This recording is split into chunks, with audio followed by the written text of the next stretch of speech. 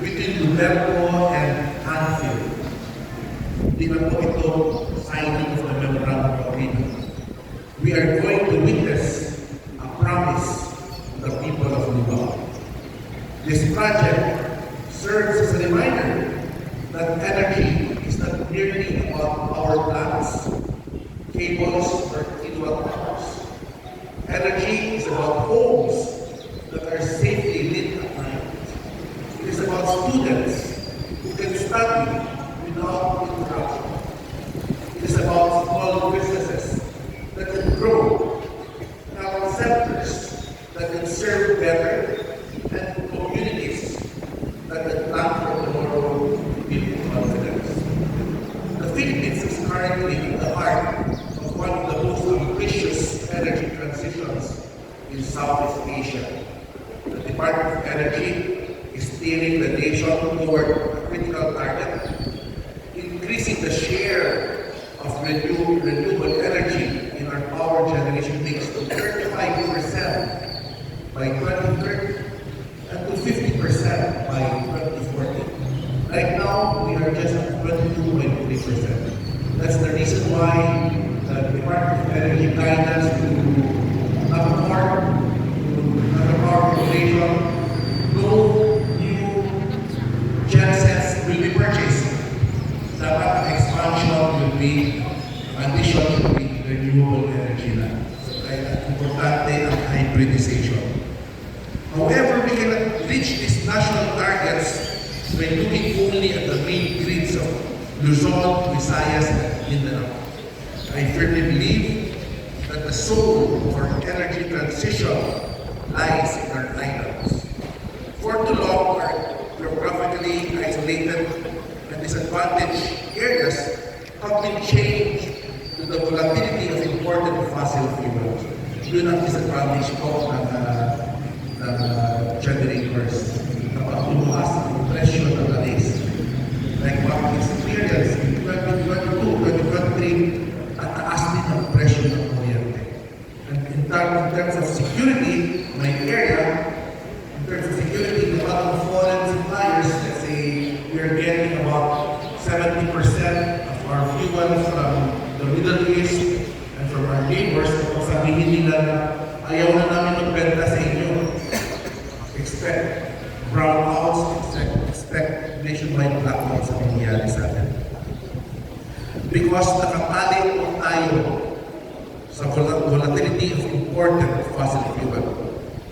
For too long, the cost of diesel power generation has been a heavy weight on the shoulders of rural electric cooperatives and their member consumers.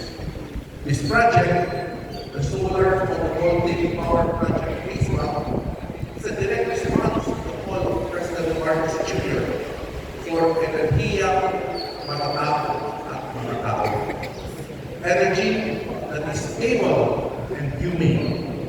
By integrating a 1 megawatt solar facility to the battery energy storage system into the Luberto grid, we are literally harvesting the sun to aid in lowering electricity prices and shield this community from global oil price shocks. I must specifically commend Anfield Energetics Incorporated to Luberto for the technical excellence of this partnership. Ang pinili nilang technology, ito yung bifacial dual-class solar modules. Ibig sabihin, if this is the solar panel, ang sun dito, ang reflection ng araw, pati sa likod, will also generate additional 25%, up to 25%. So high-tech na technology ang dadalhin ng Anfield dito. More importantly, their dual-class capture provides the durability needed to withstand the storm mist and humidity unique to our island provinces. Combined with artificial intelligence, powered monitoring and drone maintenance, this project sets a new benchmark. You are showing us what a modern, smart island grid should look like. To the leadership of Belco, your practice is seeking out private sector partnerships serves as a blueprint for other electric cooperatives across our archipelago.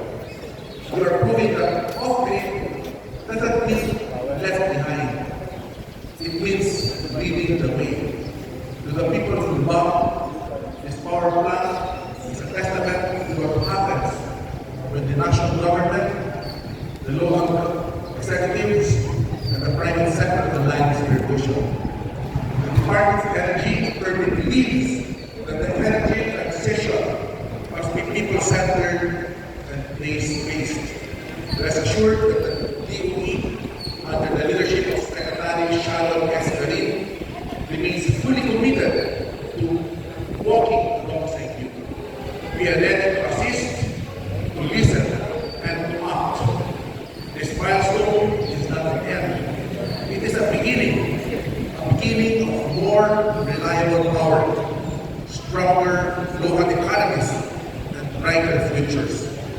Let us continue building a Philippines that is clean, resilient, and inclusive. Maraming salamat po, and congratulations to everyone who made this achievement possible. Isang maliwanag at unlad na pinabukasan para sa lubang bayan.